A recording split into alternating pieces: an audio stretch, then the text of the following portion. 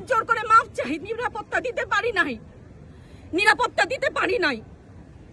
মনে হয় রাস্তায় শহীদ হয়ে গেলে যদি এই লজ্জা আমার কিছুটা কাটে, ওদেরকে বলবার আমার কিছু নাই।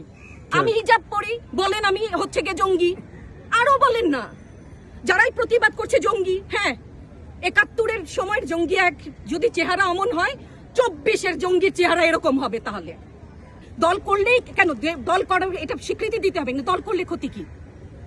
অধিকারই তো চাচ্ছি, সাধারণ মানুষের অধিকার চাচ্ছি, ক্ষতি কি?